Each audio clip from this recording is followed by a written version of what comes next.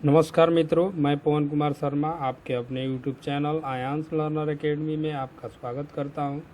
Friends, जैसा कि आप लोग जानते हैं कि हमारा हीट ट्रीटमेंट चैप्टर चल रहा था और इसके अंतर्गत फ्रेंड्स हम लोग देख चुके थे एनलिंग, नॉर्मलाइजिंग, हार्डनिंग और टेम्परिंग के बारे में।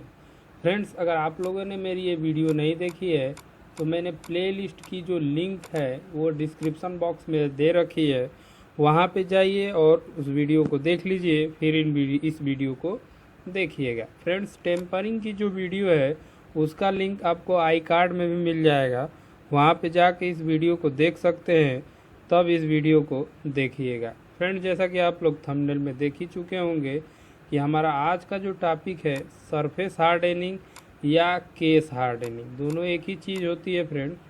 सरफेस हार्डनिंग या केस हार्डनिंग, तो इसमें पढ़ेंगे सरफेस हार्डनिंग क्या है, types of surface hardening, surface hardening की कितनी प्रकार होती हैं और उनको कैसे किया जाता है। और आपका जो है, ये गलती से हो गया है, ये नहीं है फ्रेंड्स, टाइप्स पढ़ना है और आपको सरफेस हार्डनिंग पढ़ना है। ठीक है फ्रेंड्स, आपको टेम्परिंग पहले ही पढ़ा दिया गया है, तो फ्रेंड्स इसको इरेज कर दिया जाता है, ये आपको नहीं पढ़ना है, टेम्परिंग पहले ही पढ़ा दिया गया है। ठीक है फ्रेंड्स, तो चलते हैं, वीडियो को शुरू करते हैं। सबसे पहले देखते हैं फ्रेंड्स सरफेस हार्डनिंग क्या होती है। सरफेस हार्डनिंग को एक और नाम से जाना जाता है फ्रेंड्स, उसको बोला जाता है केस हार्डनिंग। केस हार्डनिंग, तो इसे सरफेस हार्डनिंग या केस हार्डनिंग भी कहा जाता है। फ्रेंड्स, कभी कभी ऐसा होता है कि हमें ऐसे पार्ट्स की आवश्यकता होती है जो बाहर से क्या हो, हार्ड हो, जबकि अंदर से क्या हो, टफ हो।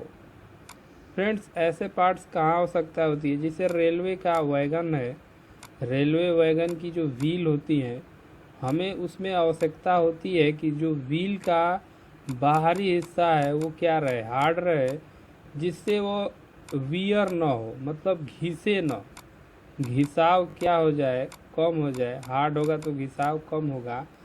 अंदर से क्या हो, टफ हो, ताकि अधिक से अधिक जो है वाइब्रेशन सह सके, झटकों को सह सके।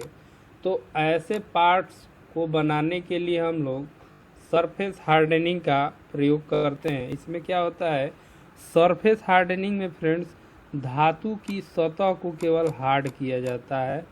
धातु की सतह सतह को कुछ गहराई तक कुछ गहराई तक हार्ड करने की प्रक्रिया। ठीक है फ्रेंड्स, तो सरफेस हार्डनिंग या केस हार्डनिंग क्या है, धातु या स्टील की सतह को कुछ गहराई तक हार्ड करने की एक प्रक्रिया है। इससे केस हार्डनिंग भी कहा जाता है। इसमें होता क्या है, धातु की बाहरी सतह जो है आपकी हार्ड हो जाती है, जबकि आंतरिक सतह जो है टफ रहती है। इससे क्या फ़ायदा होता है फ्रेंड्स, बाहरी सतह का घिसाव नहीं होता है और जो आपका जो कंपोनेंट होता है अधिक से अधिक वाइब्रेशन को सह सकता है। इन दोनों से फ़ायदा क्या होगा फ्रेंड्स, जो प्रोडक्ट होगा, प्रोडक्ट की जो लाइफ होगी क्या होगी, लॉन्ग होगी, मतलब अधिक होगी। प्रोडक्ट आपका बहुत दिनों तक चलेगा।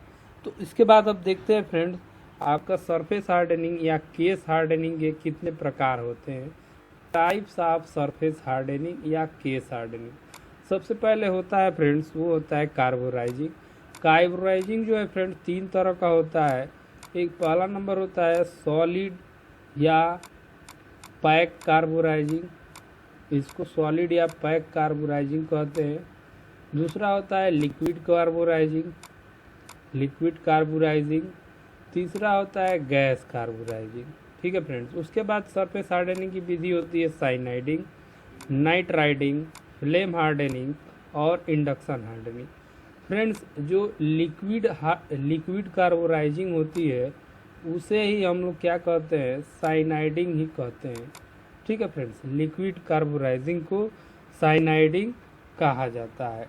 ठीक है फ्रेंड्स, तो हम लोग या तो लिक्विड कार्बोराइजिंग पढ़ेंगे या फिर साइनाइडिंग पढ़ लेंगे, दोनों में से कोई एक पढ़ लेंगे तो हमारा दोनों ही हो जाएगा। अब देखिए फ्रेंड्स, धातु की सतह जो है, मेन इम्पॉर्टेंट पॉइंट है कि धातु की सतह हार्ड कैसे की जाए। तो फ्रेंड्स, धातु की सतह हार्ड करने के लिए दो चीज़ें ज़रूरी है। या तो सतह पर कार्बन पेनिट्रेट करा दीजिए, मतलब सतह से कार्बन की क्रिया करा दीजिए, रिएक्शन करा दीजिए, जिससे सतह से क्या हो जाए, कार्बन जो है ऐड हो जाए। या फिर सतह से नाइट्रोजन ऐड कर दीजिए। या तो हम लोग कार्बन ऐड करेंगे या फिर नाइट्रोजन ऐड करेंगे सतह को हार्ड करने के लिए। फ्रेंड्स देखिए, आपका कार्बोराइजिंग में क्या होता है, कार्बोराइजिंग में जो पैक कार्बोराइजिंग होती है, इसमें हम लोग क्या करते हैं कि कार्बन ऐड करते हैं, जबकि लिक्विड कार्बोराइजिंग में कार्बन नाइट्रोजन दोनों ऐड किया जाता है। और इसमें नाइट्राइडिंग में केवल नाइट्रोजन ही ऐड किया जाता है। ठीक है फ्रेंड्स। और फ्लेम हार्डनिंग और इंडक्शन हार्डनिंग में आपका जो है कार्बन ऐड किया जाता है। तो चलते हैं फ्रेंड्स, सबसे पहले देखते हैं कार्बोराइजिंग। तो कार्बोराइजिंग क्या होता है फ्रेंड्स, यह केस हार्डनिंग की विधि है, आपको बता ही दिया गया है। केस हार्डनिंग में क्या करता है फ्रेंड्स, जो लो कार्बन वाली स्टील होती है, देखिए यहाँ पे लिखा है लो कार्बन स्टील को हार्ड करने की यह प्रक्रिया है। क्योंकि लो कार्बन जो स्टील होती है उसे हम लोग हार्ड टेम्पर नहीं कर सकते हैं, क्योंकि उसमें कार्बन की प्रतिशत मात्रा क्या होती है, बहुत ही कम होती है। तो लो कार्बन वाली स्टील को हार्ड करने की जो प्रक्रिया है, उसकी सतह को हार्ड करने की जो प्रक्रिया होती है वो होती है कार्बोराइजिंग। तो देखिए फ्रेंड्स, सबसे पहले हम लोग देखते हैं पैक कार्बोराइजिंग। तो पैक कार्बोराइजिंग में क्या किया जाता है, इस विधि में सबसे पहले क्या करेंगे, लो कार्बन वाली स्टील को हम लोग साफ कर देंगे। उसके बाद इसे एक कास्ट आयरन के बॉक्स में भर दिया जाएगा। और इस बॉक्स में क्या रहेगा, इस स्टील के साथ साथ आपका लकड़ी का कोयला रहेगा, हड्डी का पाउडर रहेगा, झुलसा हुआ चमड़ा रहेगा, कैल्शियम, बेरियम, सोडियम कार्बोनेट के मिश्रण के साथ इसको पैक कर दिया जाता है। पहले कास्ट आयरन का डब्बा लेंगे, देखिए कुछ इस प्रकार आपका डब्बा रहेगा, ये कास्ट आयरन का बॉक्स है। ठीक है फ्रेंड्स, इसके अंदर जो आपका ऑर्गेनिक मटेरियल के साथ आपका जो स्टील है, जिसकी केस हार्डनिंग है करनी है, उसको भर दिया जाएगा। और इस प्रकार से लीड कवर से ढक करके और इसके तरफ चारों तरफ से फायर क्ले की जो है पैकिंग कर दी जाती है और इसको वायर से बांध दिया जाता है। बांधने के बाद क्या होता है फ्रेंड्स, देखिए बांधने के बाद क्या करते हैं हम, इसका जो टेम्परेचर है इस बॉक्स का 900 डिग्री सेंटीग्रेड से 950 डिग्री सेंटीग्रेड तक मेंटेन करते हैं। ठीक है फ्रेंड्स, मेंटेन करते हैं। और यह टेम्परेचर जो है केस की गहराई पे डिपेंड करता है कि कितनी देर तक इस ताप पर हम लोग धातु को रखेंगे। जैसे फ्रेंड्स मान लीजिए कि हमें 1 से 2 मिलीमीटर की गहराई प्राप्त करना है, तो क्या करेंगे, यह स्टील को हम लोग लगभग 925 डिग्री सेंटीग्रेड पर, यदि फ्रेंड्स इससे हम लोग 1 से 2 मिलीमीटर की केस जो है प्राप्त कर सकते हैं। यदि हम 5 घंटे 925 डिग्री सेंटीग्रेड का तापमान देते हैं तो हमारा जो केस प्राप्त होगी 1 मिलीमीटर होगी। अब देखिए फ्रेंड्स, होता क्या है कि जैसे जैसे हम लोग समय और ताप बढ़ाते हैं तो हमारा क्या होता है, केस जो है अधिक प्राप्त होती है। उसके लिए मैं एक टेबल दिखा रहा हूँ आपको। जैसे यदि आपको 0.4 मिलीमीटर की केस प्राप्त करनी है, 0.4 मिलीमीटर की केस प्राप्त करनी है, तो आपको 900 डिग्री सेंटीग्रेड का तापमान 3 घंटे तक रखना होगा। या फिर 950 डिग्री सेंटीग्रेड का जो तापमान होगा 2.5 घंटे तक रखना पड़ेगा। या फिर 960 डिग्री सेंटीग्रेड का जो तापमान है केवल 2 घंटे तक रखना पड़ेगा। उसी प्रकार अगर आपको 3 मिलीमीटर की केस प्राप्त करनी है तो 900 डिग्री सेंटीग्रेड का तापमान 18 घंटे, 950 डिग्री सेंटीग्रेड का तापमान 14 घंटे और 960 डिग्री सेंटीग्रेड का तापमान 11.5 घंटे आपको रखना पड़ेगा। तो ये रहा फ्रेंड्स हमारा जो है पैक कार्बोराइजिंग। अब देखते हैं लिक्विड कार्बोराइजिंग। लिक्विड कार्बोराइजिंग को हम लोग सोडियम कार्बोराइजिंग भी बोलते हैं। सोडियम कार्बोराइजिंग इसलिए बोला जाता है क्योंकि इसमें सोडियम क्लोराइड, सोडियम साइनाइड और सोडियम कार्बोनेट का एक मिश्रण होता है, जिसे एक क्रूसिबल में भरकर, मतलब जो साइनाइड, इसको बाथ भी बोलते हैं, साइनाइड बाथ भी बोला जाता है। तो उसी में भरकर इसको 900 डिग्री सेंटीग्रेड तक इसका जो तापमान है मेंटेन किया जाता है। फिर इसमें क्या होता है, जिससे यह मिश्रण जो है फ्रेंड्स, जैसे ही आप तापमान 900 डिग्री सेंटीग्रेड तक मेंटेन करते हैं तो जो आपका जो मिश्रण होता है वो क्या होता है, लिक्विडफाइड हो जाता है, द्रव के रूप में बदल जाता है।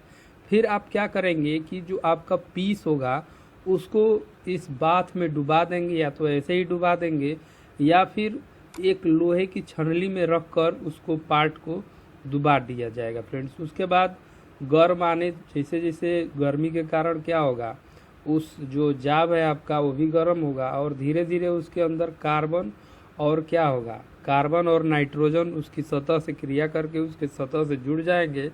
ऐसा नहीं है कि सतह के अंदर घुस जाते हैं, सतह से क्रिया करके सतह पे ही रहते हैं और आपका जो जहाँ तक वो पहुँचते हैं आपकी जो सतह होती है वो हार्ड हो जाती है। देखिए फ्रेंड्स, सोडियम कार्बोराइजिंग की जो विधि है, या फिर इसको लिक्विड कार्बोराइजिंग भी बोलते हैं, इसकी विधि इस चित्र में दिखाई गई है। देखिए ये आपका डेप्थ जो केस है, इतना डेप्थ प्राप्त करेंगे और इधर टाइम बढ़ रहा है।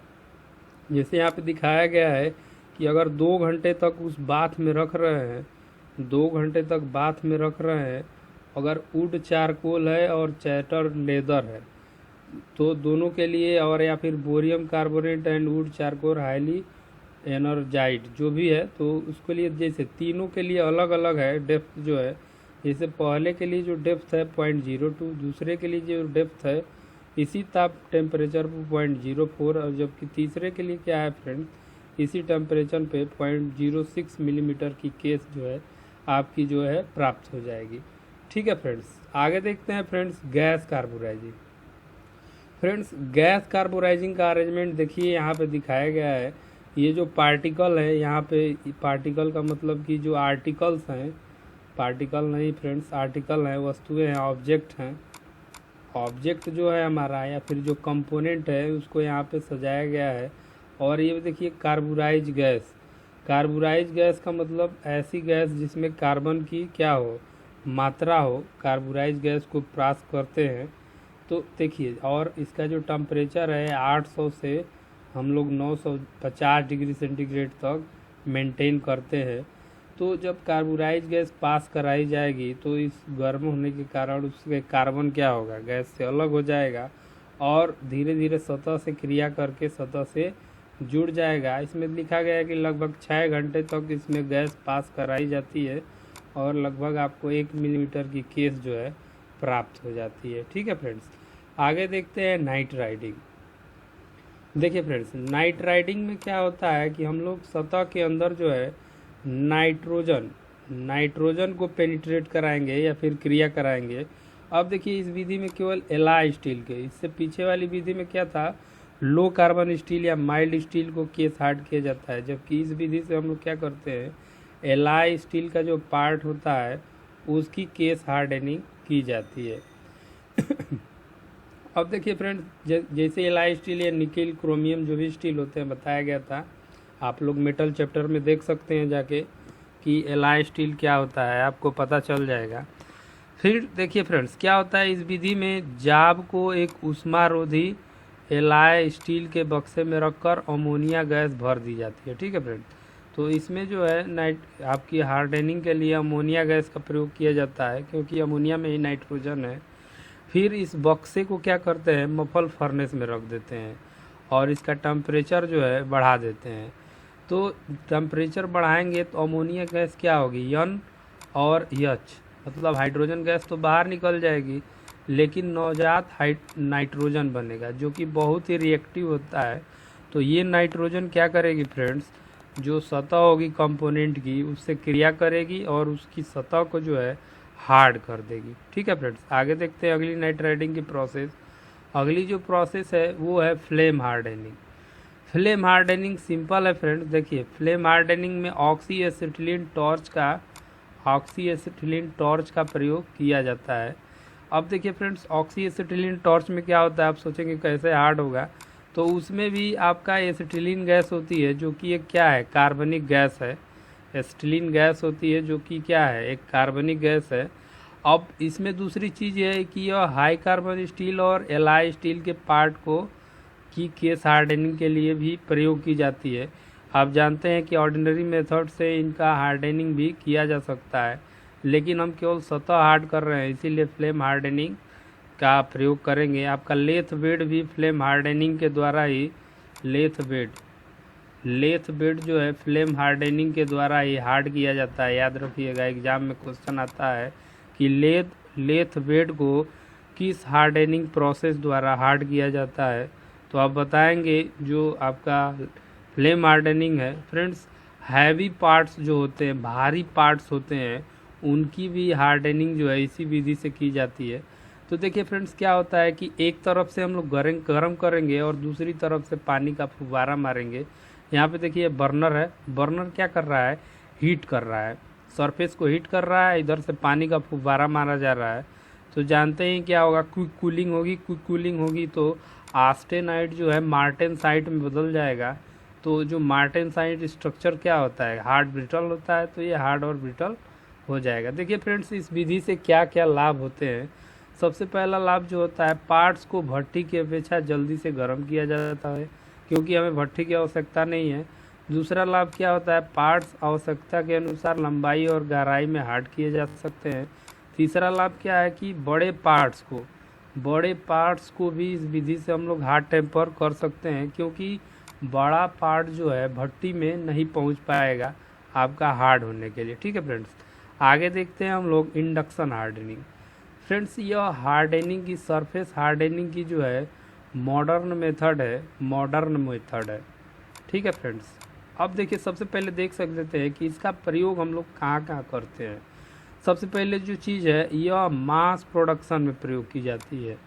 ठीक है फ्रेंड्स, और यह बहुत ही कम खर्चीली है, चीप मेथड है हार्डनिंग के। दूसरी चीज़ क्या है, पार्ट्स की बाहरी सतह को हार्ड करते समय उनकी भीतरी कोर पर कोई असर नहीं होता है। ठीक है फ्रेंड्स, मतलब भीतरी कोर में कोई इफेक्ट नहीं होगा।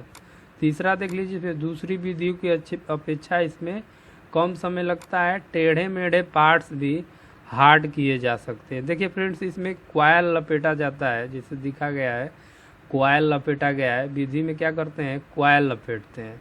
ठीक है, अब ये क्वायल जो है ऑटोमेटिक मशीन होती है। इसमें देखिए क्या होता है कि ईडी करंट, पार्ट्स में ईडी करंट फ्लो कराया जाता है। इसमें बहुत कुछ लिखा है।